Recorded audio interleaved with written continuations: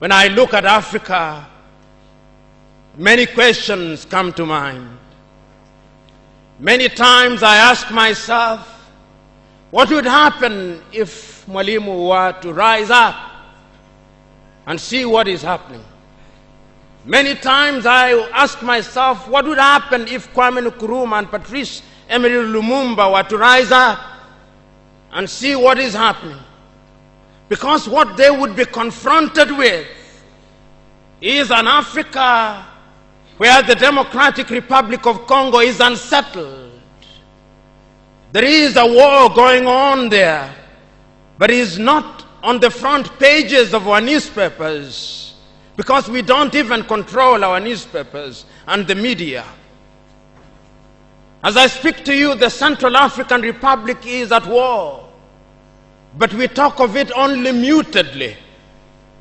As I speak to you now, in South Sudan, the youngest nation in Africa, the Nuer have risen against the Dinka.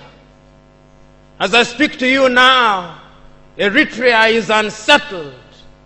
As I speak to you now, there is an ease in Egypt as there is an ease in Libya. In Niger, it is no better. In Senegal, in the Casamance, is no better. In Somalia, is no better. Africa is at war with herself. This is what they would be confronted with.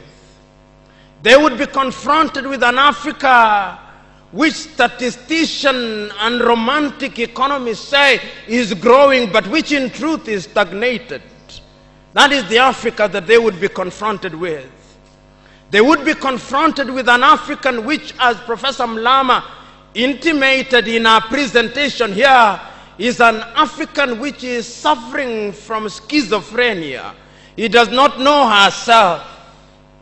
They would be confronted with an African whose young men and women have no interest and low love for their continent. They would be confronted with an Africa where young men and young women are constantly humiliated at the embassies of European countries and at the United States of America as they seek the almighty green card. They would be confronted with an Africa where young men and women from Niger, Nigeria, Senegal, Mali, and Mauritania drown in the Mediterranean as they seek to be enslaved in Europe. This time round, Africans are not wailing and kicking as they are being taken away to be enslaved. They are being seen wailing and kicking as they seek to be enslaved in Europe and America. This is the tragedy of Africa. They'll be confronted with an African where people have lost their self-pride. An Africa where Africans are not proud of their things. An Africa where in the hotels of Dar es Salaam or Nairobi, even food has foreign names. When we fry potatoes, we call them French fries, even when they are fried in Dar es Salaam. That is the Africa that they would be confronted with. They would be confronted with another Africa. An Africa which does not tell her story. An Africa whose story is told by Europe and America, the CNN, Radio Deutsche Welle, Radio France. That is the Africa they would be confronted with. They would be confronted with the young men and women who have no pride in Africa. When they want to enjoy themselves, they sing the praises of football teams from Europe and America. It is Manchester United. It is Arsenal. It is Real Madrid. And Barcelona, not Yanga, not Mufulira Wanderers, not Gor Mahia, not FC Leopards. No. That is the Africa that they would be confronted with. They would be confronted with an Africa which does not enjoy its theater and drama. That Africa celebrates Leonardo DiCaprio. It celebrates Angelina Jolie and Brad Pitt. The Africa does not celebrate Genevieve Naji of Nigeria or Rita Dominic or Lou Jacobs of Nigeria, it does not celebrate Bongowood or Nollywood or Riverwood. It celebrates Hollywood. That is the Africa with which they would be confronted.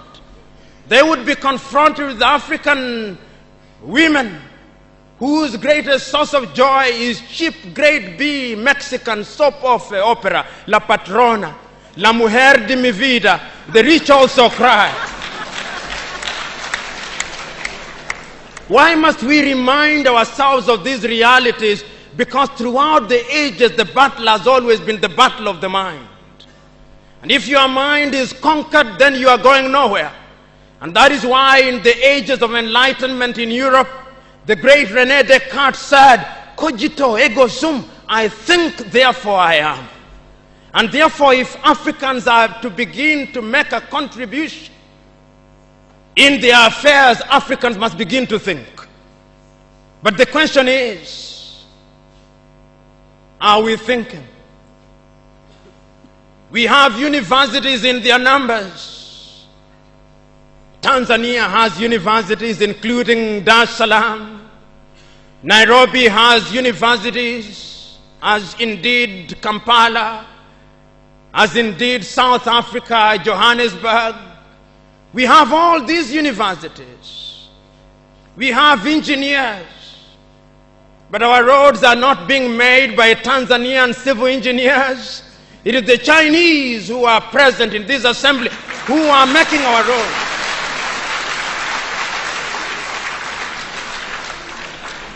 So we have engineers who cannot even make roads. We have doctors whom we have trained. But when we are sick, particularly if we are of the political class, depending on who colonized you, if you are colonized by the United Kingdom, you rush to London. If you are colonized by the French, you rush to Paris. If you are colonized by the Portuguese, you rush to Lisbon. And if you are colonized by the Spaniards, you rush to Madrid, Spain. And recently, because the Asians are beginning to get their act together, we run to India. And very lately, because the Arabs are also beginning to get their act together, we run to Dubai.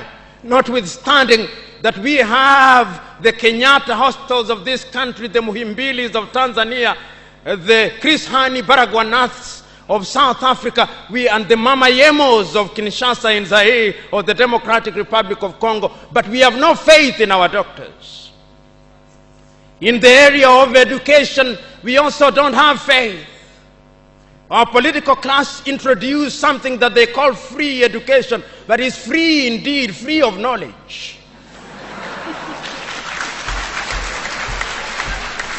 Because they are so suspicious of those institutions that the typical African politician would not dare take their children to those schools.